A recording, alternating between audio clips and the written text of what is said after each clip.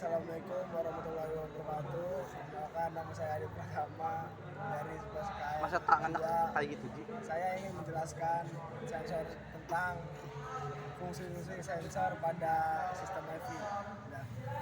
Intake air temperatur, fungsinya mengukur suhu udara yang masuk ke dalam mesin, membantu ECU untuk mengatur campuran bahan bakar dan udara yang optimal. Yang selanjutnya TPS, mengukur posisi throttle dan mengirimkan sinyal ke ECU untuk mengatur jumlah bahan bakar yang disuntikan ke dalam waktu pengapian. Manifold absolute pressure, fungsinya mengukur tekanan udara di dalam intake manifold, membantu ECU untuk mengatur jumlah bahan bakar yang disuntikan dan waktu pengapian. Selanjutnya idle speed control, fungsinya mengatur kecepatan idle mesin dengan mengontrol jumlah udara yang masuk ke dalam mesin saat throttle ditutup. Selanjutnya injektor, fungsinya menyuntikkan bahan bakar ke dalam intake manifold atau langsung ke dalam silinder mesin berdasarkan sinyal dari ECU. Selanjutnya camshaft position sensor, fungsinya mengukur posisi camshaft dan mengirimkan sinyal ke ECU untuk mengatur waktu pengapian dan injeksi bahan bakar. Selanjutnya ignition coil. Ignition coil fungsinya menghasilkan tegangan tinggi untuk menciptakan percikan api di busi sehingga campuran bahan bakar dan udara dapat terbakar. Selanjutnya oil control valve,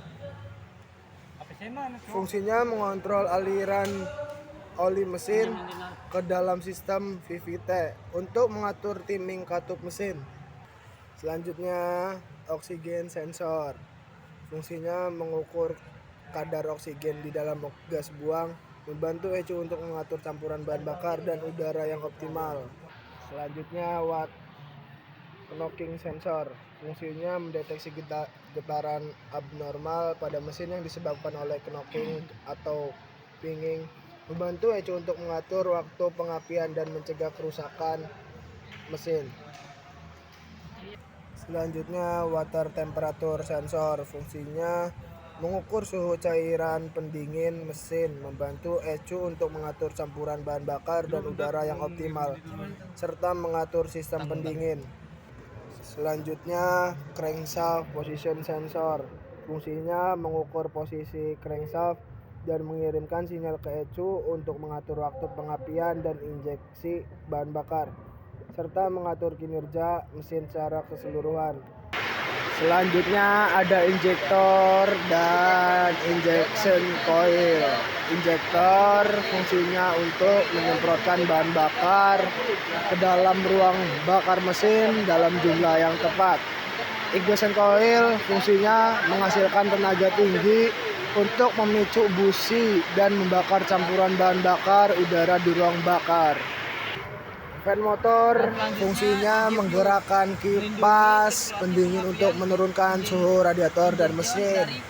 Selanjutnya ada fan relay, fungsinya mengontrol fan motor untuk menyala atau mati berdasarkan sinyal dari ECU atau termostat.